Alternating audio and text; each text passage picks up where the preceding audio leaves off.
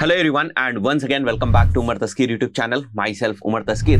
कई D2C business owners और marketers एक चीज के ऊपर बहुत ज्यादा ध्यान नहीं देते हैं, वो है एवरेज ऑर्डर वैल्यू। अगर आपने सही तरीके से एवरेज ऑर्डर वैल्यू को इंक्रीज करने की स्ट्रैटेजीज बना ली तो डेफिनेटली जो आपका रेवेन्यू है वो कई गुना तक बढ़ सकता है और जो आपके कॉस्ट ऑफ एक्विजिशन है वो घट सकती है। तो आज समझने की कोशिश करेंगे कि ऐसे कौन से तरीके हैं जिनके थ्रू आप लोग अपना जो एवरेज ऑर्डर वैल्यू है उसको आप इंक्रीज कर सकते हैं। एक एग्जांपल मैं आपको दिखाऊंगा जिससे आपको और ज्यादा चीजें जो है वो समझ में आ जाए। जैसे यहाँ पर आप देख सकते हो हमारे एक क्लाइंट का ये अकाउंट है, एनालिटिक्स है।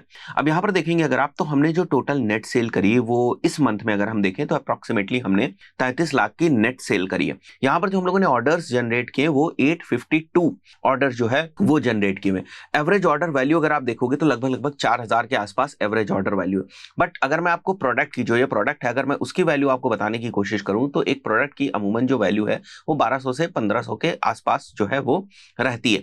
तो इसका मतलब ये है कि हम अप्रोक्सीमेटली, अगर आप इस चीज को भी देखें तो प्रोडक्ट सोल्ड ये लगभग 2618 है यहाँ पर 2618 और ऑर्डर्स 852 है। मतलब हर एक ऑर्डर में ऑन एन एवरेज हम कितने प्रोडक्ट सेल कर रहे हैं अगर आप इसको देखना चाहें तो मैं थोड़ा सा कैलकुलेशन करता हूं यहाँ पर। 2618 divided by 850, right? So more than 3 products जो है वो हम बेच रहे हैं एक सिंगल ऑर्डर के अंदर। आप समझ रहे हैं? तो किस तरीके से एक सिंगल ऑर्डर की जो एवरेज ऑर्डर वैल्यू है उसको हम लोग इंक्रीज करें। मैं आपको एवरेज बता रहा हूं, हो सकता है किसी एक ऑर्डर में 4 प्रोडक्ट्स ऑर्डर किए गए हो, किसी एक ऑर्डर में 2 किए गए हो, किसी में 6 किए गए हो, राइट? सो किस तरीके से हम लोगों ने इसको किया वो मैं आपको थोड़ा सा बताता हूँ। 3-4 स्ट्रैटेजीज ही हैं, बहुत ही बेसिक चीजें हैं। द पॉइंट इज कि हम लोग इन सब चीजों के ऊपर ध्यान नहीं देते और इग्नोर कर देते हैं। फाइन। सो मैं आपको बताता हूँ सबसे पहले आपको क्या ध्यान रखना है कि देखिए आप इस तरीके की स्ट्रैटेजी फॉलो कर सकते हैं कि अगर कोई पर्सन 3000 रुपए का सामान खरीदता है तो उस पर्टिकुलर केस में जो हमारी शिपिंग है वो ऑफ हो जाएगी, या कोई भी पर्सन 1000 से ज्यादा का सामान खरीदता है तो वहां पर जो हमारी शिपिंग है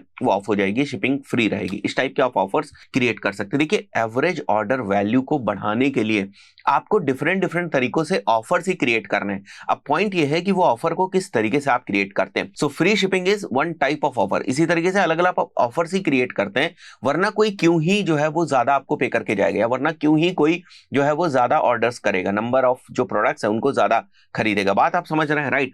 सेकंड जो हमारा पॉइंट है that is cross sell your products to checkout. Checkout पर जाते वक्त आप क्या कर सकते हैं, क्रॉस सेल कर सकते हैं प्रोडक्ट्स को। जैसे एक प्रोडक्ट कोई खरीद रहा है, उसी से रिलेटेड जो दूसरा प्रोडक्ट है उसको आप वहां पर क्रॉस सेल कर सकते हैं। Fine. Third is bundle products and offer discounts on bundle. तो आप अपने डिफरेंट प्रोडक्ट्स का एक बंडल बना सकते हैं और उसके ऊपर कुछ आप डिस्काउंट जो है वो ऑफर कर सकते हैं। नॉर्मली अगर आप बंडल बना कर देंगे तो भाई कोई क्यों ही खरीदेगा। जैसे फॉर एग्जाम्पल एक प्रोडक्ट 1000 का, एक 1100 का, एक और 1000 का है, तो टोटल 3100 हो गया। फाइन। अब आपने इस चीज को बंडल बनाकर जो है वो रिप्रेजेंट कर दिया वेबसाइट के ऊपर, बट कोई क्यों ही खरीदेगा अगर उसे कुछ 5% का, 10% का वहां उस बंडल के ऊपर जो है वो डिस्काउंट नहीं मिल रहा है। तो ये बहुत ही जरूरी है आपको समझना कि आपको बंडल्स तो बनाने, बट साथ ही साथ उसके साथ कुछ ऑफर्स भी आपको देने। मैंने यहाँ पर डायरेक्ट डिस्काउंट लिख दिया है, it can be monetary discount also, right? आप अपसेल के ऊपर जो है वो भी डिस्काउंट जो है वो ऑफर कर सकते हैं। उसके अलावा अगर मैं 5th पॉइंट की बात करूं तो गिफ्ट कार्ड्स एंड कूपन्स भी आप जो है वो दे सकते हैं लोगों को। जैसे फॉर एग्जांपल आज मैंने कोई एक परचेस करी, अगर मैं आज एक परचेस करता हूं, आपने मेरे को एक कूपन दे दिया कि नेक्स्ट टाइम अगर मैं 3000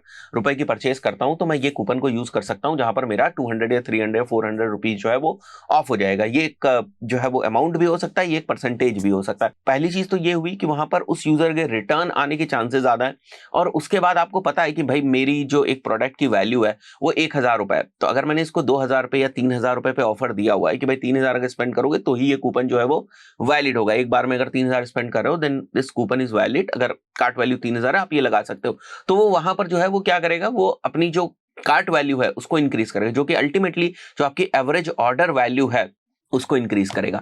तो आई बिलीव अभी आपको समझ में आया होगा कि ये सारी चीजें किस तरीके से काम करती है। थोड़ी सी स्ट्रैटेजीज बनाने की जरूरत है आपको। ऐसा नहीं आप सोचे कि अपने आप एवरेज ऑर्डर वैल्यू बढ़ जाएगी, ऐसा नहीं होता। जैसे मैंने आपको एक एग्जांपल भी यहाँ पर दिखाया। आशा करता हूँ दोस्तों वीडियो आपको पसंद आया होगा। इस पर्टिकुलर वीडियो में इतना ही, मिलते हैं नेक्स्ट वीडियो में। Till then good bye.